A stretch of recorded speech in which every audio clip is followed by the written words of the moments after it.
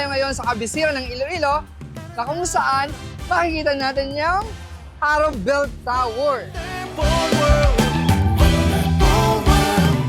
Tara, let's go!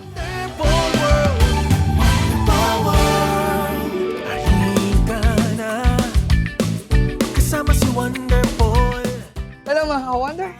Alam niyo ba, yung katedral ng Haro, Iloilo ay itinayo noong 1874. At ito naman ay napinsala ng lindol noong 1946 at syempre, nirestore ito noong 1956. At alam niyo ba, mga ka-wonder, dito mismo sa Haro Katedral bininyagan ang isang makabayan at mananalumpati na si Graciano Lopez Haina noong December 20, 1856.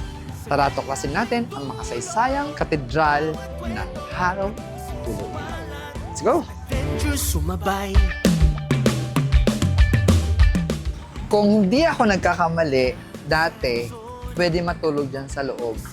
Wala pang harang na bakal yan. Nung nag-aaral ako ng kolehiyo, sa Masbate, engineering, kailangan namin ng mga materials sa aming thesis. Dito kami pumunta sa Haro, Iloilo, ako, para bumili ng materials. At hindi ako nagkakamali, dito mismo sa simbahan na to ako natulog. Haro, Iloilo. Makasaysayan din yung simbahan na to para sa akin dahil ito ay nagsilbing tahanan ko for one day dito sa Haro, Iloilo nung bumili ako ng materials.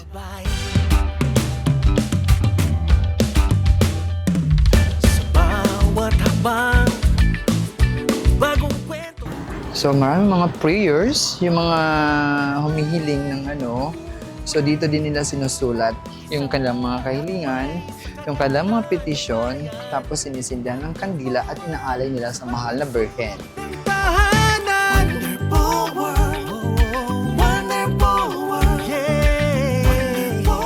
At sa harap ng simbahan, dito nyo rin makikita yung Bell Tower.